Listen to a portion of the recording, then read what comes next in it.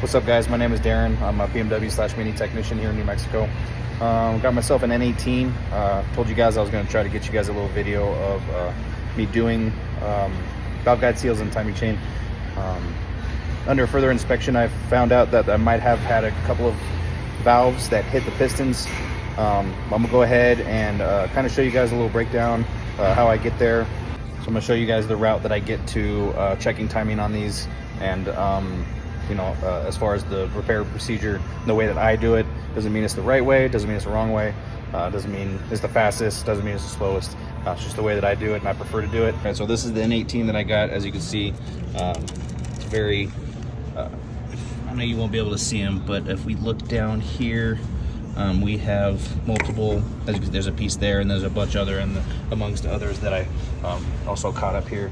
As far as getting this stuff out, I know I've seen a lot of people kind of struggle with it. I'll show you exactly how I get these out. Seen people break these. One thing that I usually do is I'll use actually a large panel popper, and I'll go back here. I've already disconnected this, but just to show you guys how I do it. So I just do that, and then I'll actually pull it out this way like that to keep it from coming apart. And then after that, we'll pull the air box out. I'll set the camera up so that you can see how I get this out. Basically, you pull this one off here, and then you can twist the whole housing out so that this will come out.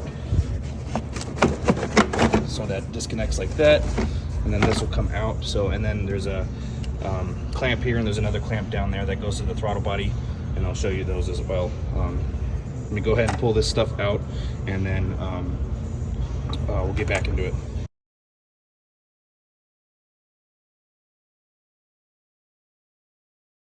All right, so I got the air box out with the tube that feeds to the front, which is just a fresh air filter tube. So I'm gonna go ahead and pull the high pressure fuel pump off, the vacuum pump off. That way, before I go any further, like I said, it looks like maybe a valve kissed the piston on cylinder 1. So I'm gonna go ahead and remove the cams. That way all the valves are seated all the way. Since it needs a timing chain anyway, there's no point in me starting the timing chain repair on this until I confirm that the leak down is within spec. So I'm going to go ahead and start pulling the Vanos adjusting units off, and like I said, high pressure fuel pump, vacuum pump. Pull the headlight off. That way you can get to the engine mount and the guides down here. Pull the wheel off, and then I'm going to probably get it timed with the crank. And yeah, so I'm gonna put you on time lapse, and once I get that far, I'll go ahead and explain more.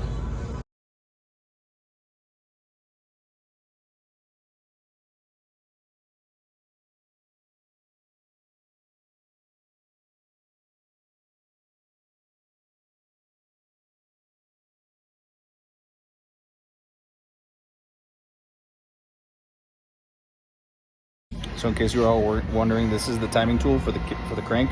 It goes into the flywheel.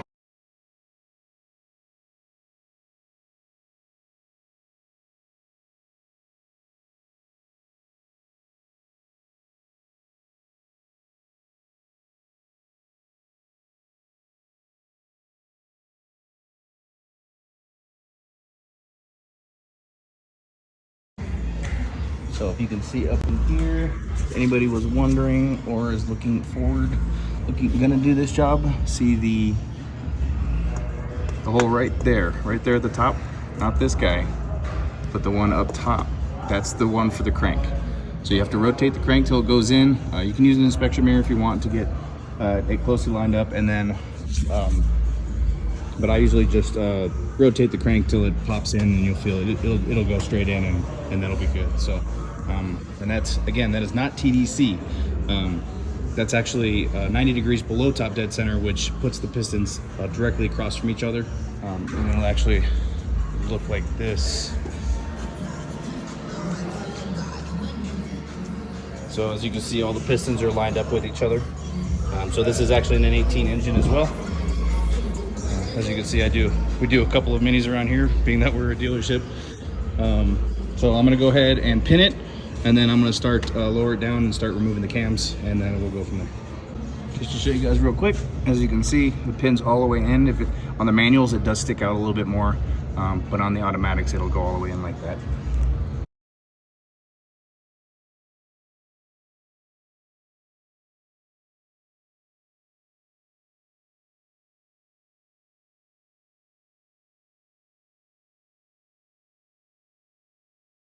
All right, so I got it all timed up. Obviously, it's not going to stay like this.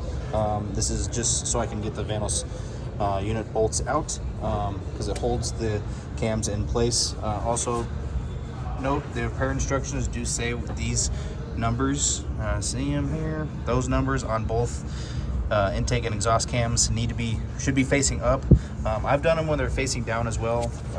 Notice no difference. So I would just always remember after you set time and put it all back together, make sure you rotate that crank 4 times. It's 2 revolutions for every 1 turn for the cams. So that'll be sure that you don't have any problems, and then also make sure you do prime the engine before starting when you do timing chains on these. I'm gonna go ahead and pull these out, and then I'm gonna start pulling the lever springs, the eccentric shaft lever springs out with the levers, and then I'll pull the cams off. Now this is gonna be your source of failure right here for the timing chains. Most likely lack of maintenance, no oil changes. This plunger is supposed to come all the way out, and I've never even actually seen one stuck all the way in like this. So that will be your source of failure. So just to note, whenever I'm doing these eccentric shaft springs, or intermediate levers, whatever you want to call them, you have to make sure that the arms are pushing back on your intermediate lever, as you can see right there, and it's in the groove. And then you have to tighten down this, and then you can get the top bolt out, which is I believe an E8. I always recommend having the lobes kind of away, that way it's not putting any pressure on the intermediate levers. So I always try to get the lobes, towards me. I always go in a row, just try not to mix them up. These ones probably not such a big deal, but again, I always try to keep them on the same cylinders. Caps and stuff absolutely cannot mix up. Most likely same with the levers, they're usually flow matched per cylinder to make sure that the car runs correctly. I know it's more adequate on a BMW, probably not so much on one of these engines, but again, just try to make it a habit to do that. So I'll do that one at a time. I got to go over to the vise, to the workbench, and use a vise over there to undo all these, and I'll lay them down.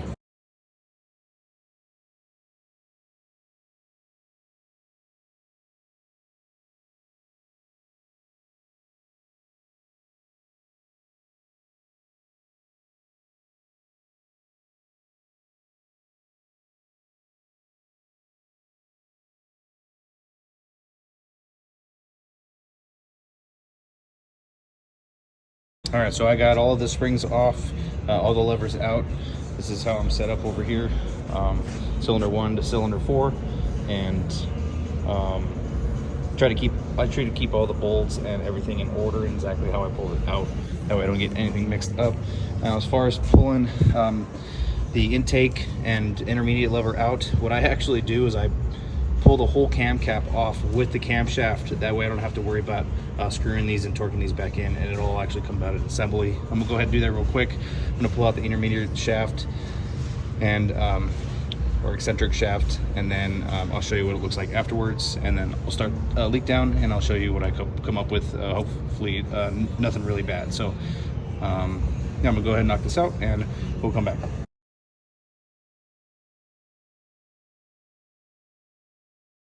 Okay, here's the final result. As you can see, these are all still attached. And then you got your intermediate shaft and the last cam cap for the gear for your Valvetronic. No need to adjust the Valvetronic. When putting it back together, it'll actually do a self-reference check. Most people think you need to do one. The only time you need to do that is usually when you're replacing the motor. But other than that, here's what we have. I'm gonna go ahead and start doing a leak down on it, and hopefully all is good. All right, good morning. We're back on the valve guide sales / timing chain job. As I said before, the cylinders do seem to be okay. I'm gonna go ahead and go forward with replacement of the timing chain and the guides and all the bolts and whatnot. So my process for doing these is actually to put a floor jack, wherever my floor jack went. I'll have to go find it. So I put a floor jack underneath it, I jack it up. I end up I jack this up so it's high enough to be able to remove this. There's just 2 13s, one here, one on the other side. There's a 16 here, and then there's a 13 for the ground that goes right here. So I pull this engine mount out, then there are 4 13s that hold this upper bracket to the side of the cylinder head, and then there are, once you get that out, and I'll show you once I get there, there are 4 of these I believe they're E12s, 2 up here in front and then 2 in the back, and then I'll show you from there. There's some 10s for wiring harnesses, and then there's some 10s for the friction wheel up top, and then I go ahead and let the engine drop down, and then I'm able to get the one last 10 for the friction wheel. Make sure you move the drive belt, so put the tensioner in service mode and disengage the friction wheel. So I'm gonna go ahead and start doing that process, and I'll show you everything once I get there. All right, so we got the both the brackets off and the engine mount out. I do have the car in the air. It's just hanging down. No engine mount on the passenger side at all. As you can see, the 2 top bolts on the friction wheel are gone. And 2 up top bolts are gone. Sorry, someone was talking to me. And then the lower one, the last lower 10, and then that friction will be able to come out. Now, a little tip for these tensioners to get them into service mode is I actually take a long pry bar and I go up through here, through the subframe, onto the tensioner, and I push up with the tensioner, push up with the pry bar towards the tensioner, and I actually stick my hand all the way up in here and to get to the pin, and you're able to push up and pin it. I never use the special tool. The only time you have to use the special tool is usually on the N14s with the older tensioners, and they do not have this little slot that we have here to be able to push it up. So I'm just gonna remove that last 10. I'm gonna remove the the balancer, the vibration dampener. There's a 10 that holds this bracket in there. I like to take that 10 out to get the AC line out of the way, and then we'll have it full access to all of our guide bolts. We'll go ahead and do that real quick, and then I'll show you exactly what we got afterwards.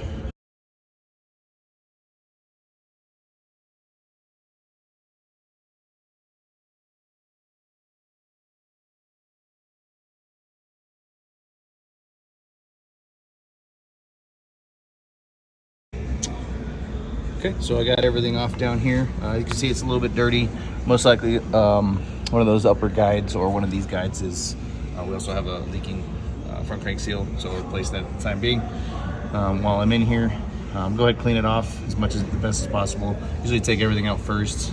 There's a 2, I believe this is a T45s or T50s, and then same, there's one more up the top right, cylinder head, before you can remove everything. Okay, so we got everything off here. Guide bolts are out, as you can see, just lower guides, not upper. The crank bolt is also out. I have it over here with the guide bolts. A little secret or a little tip that I give most people is I always put a couple of these, the balancer bolts in here, make it so that it twists a little bit, and then you can twist it and it'll pull right out. So that's the whole hub. Here's your timing chain with crank sprocket all in here. It'll once we get to the top bolt out, the guide bolt out, we'll be able to just pull the whole assembly out all together, and then that makes it also easier for us to get this crank seal out as well. Just use a screwdriver. Just be sure not to touch the side of the block. It is aluminum. If that leaks, if you scratch it, it will leak. Absolutely. You can use a little bit of RTV silicone if it does. If you do end up getting that, let it dry and it should seal. But again, try not to touch it as best you can. I'm gonna go ahead and lower the car down, pull the seal out, and we'll pull the timing chain out.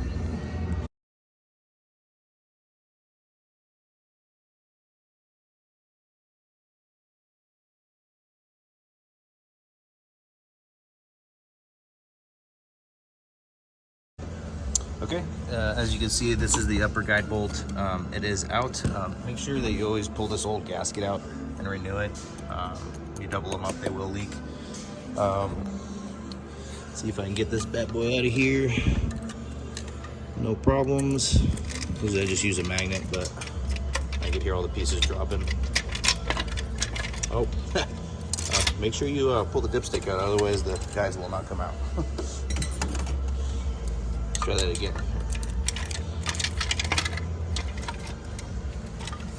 Oh yeah.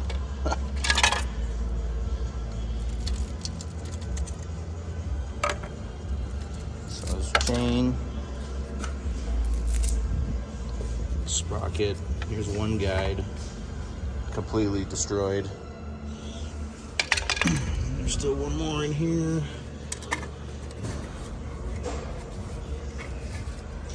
Let's see if I can get that guy out of here. There it goes.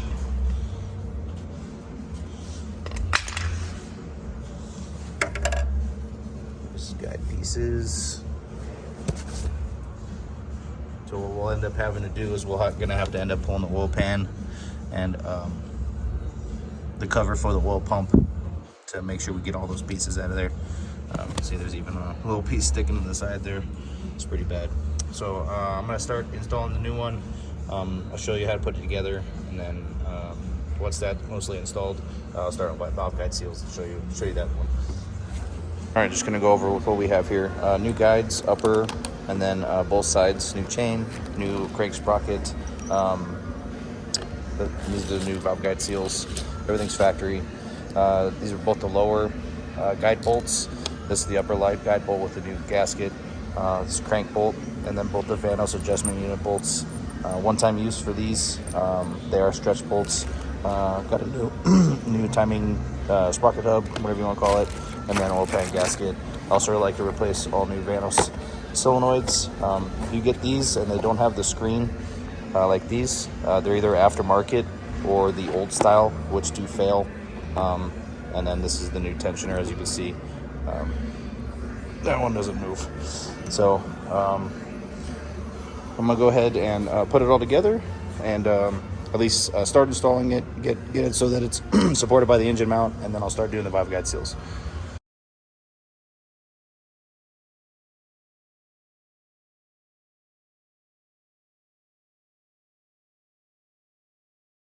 Okay, so I got the chain and the guides in. As you can see, the bolts are in. They're not torqued yet. The torque spec on these are 24 Newton meters for the two bottom ones, 25 for the one that goes into the cylinder head, and for the crank bolt, it is, I believe, 50 plus 180. And it's not in this one. I think it's 50, 180. I'll double check it when I get to that part. I usually don't tighten that down until a little bit later, but I just wanted to show you exactly what we're looking at here. And I'm gonna go ahead and finish buttoning this up, put the engine mounts back in, make it so I can do the valve guide seals. All right, so here we are. We're all set up to do valve guide seals. As you can see, I do have a leak down tester that goes to cylinder one. Normally, I have a manifold that goes across and it does all 4 cylinders at the same time. That way I can do exhaust first and then I do intake second. But over the weekend we had our AC compressor failed. So we just have a temporary one. I gotta be sure that none of the valves fall into the block or into the cylinders. So I had to go over real quick and make sure that when I'm pressurizing the cylinder that it's not dropping too low. It seems to be holding, so it's good for at least 1 cylinder. I'm not gonna try any more than that until we get the big compressor replaced, but that's how I do them. And then I'll do, so since I'm gonna do 1 cylinder at a time, I always take a 16 millimeter here, like this, and I'll put it on the valve on the top, and I'll hit it with a hammer, and kind of loosens up this keepers a little bit to make it a lot easier for you to remove and then reinstall. I'm probably gonna end up doing 1 at a time just to make sure I don't have any, because usually I'll do 1 bank, I'll pull all the valve springs, and then I'll put them all back, and then I'll do the other side. But because of our compressor issue, I'm just gonna end up doing 1 valve at a time and go from there. And then just a little side note, what I use for stickiness is I use some white lithium grease, or super white lithium grease in this container. I use the lid to put my keepers on. I put Dum Dum on the top, that way it doesn't move. And then I soak the seals in some oil, that way they're ready to go in. And here's the compressor. You just compress it. I use a little magnet, and then I use this long screwdriver, and I just dab it in some white lithium grease into the keeper, and then that way I can set them while I'm compressing this spring. So I've already done 1. I'm gonna go ahead and set it up for a time lapse and go through the rest and pray that no valves fall in.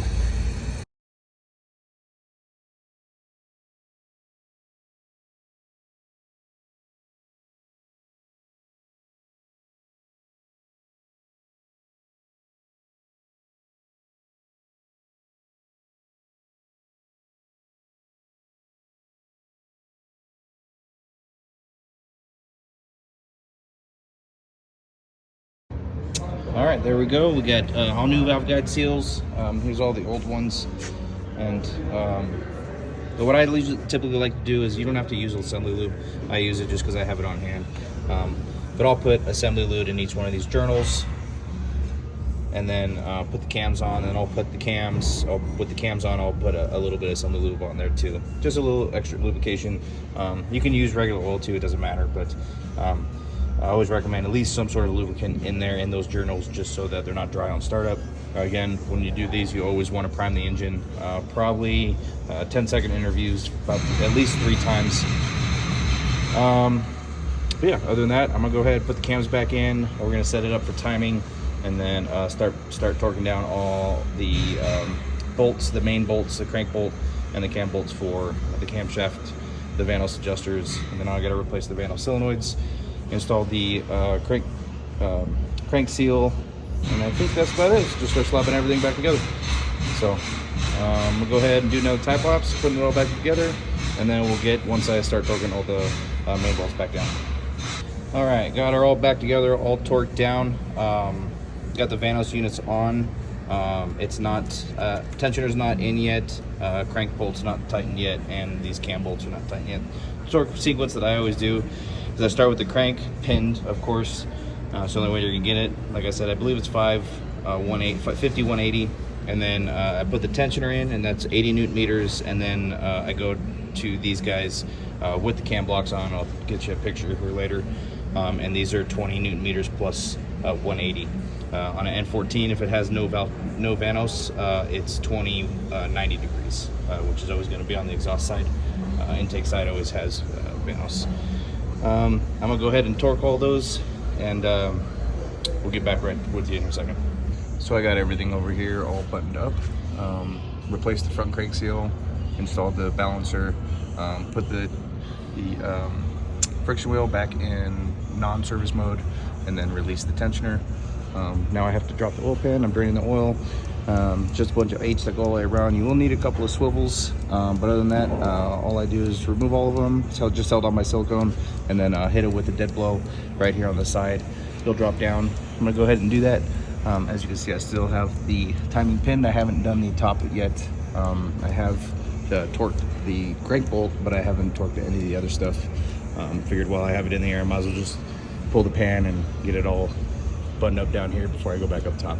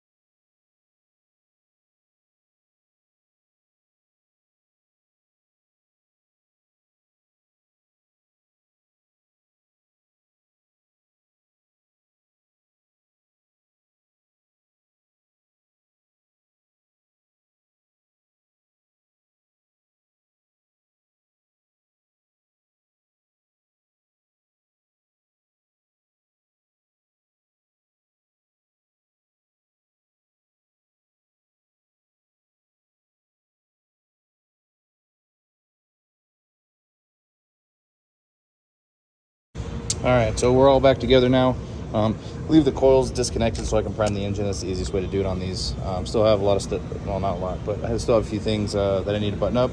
But I want to prime it, get it running before I do anything else, just in case I have to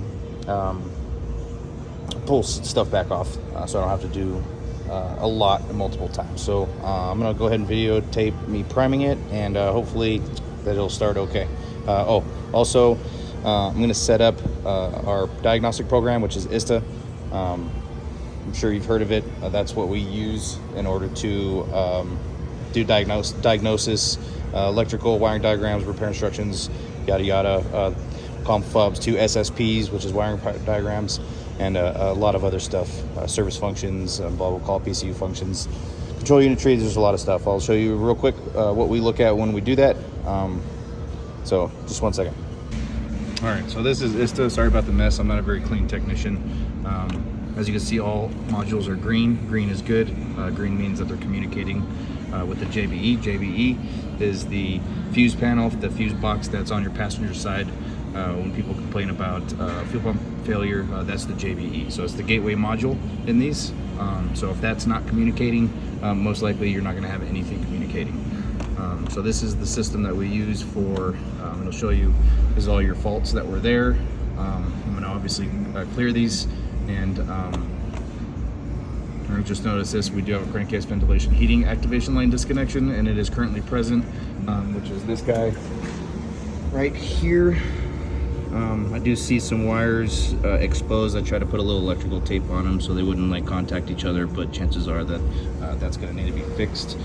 But we'll see. The reason I'm in here is because, first of all, clear faults. So there's clearing.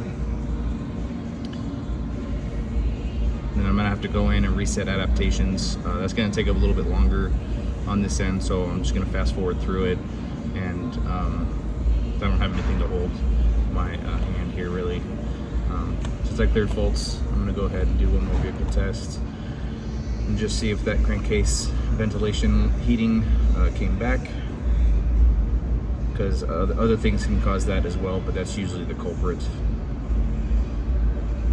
And as you see, we do have existent fault memory, so, and it's still there, so I'm probably going to have to fix that.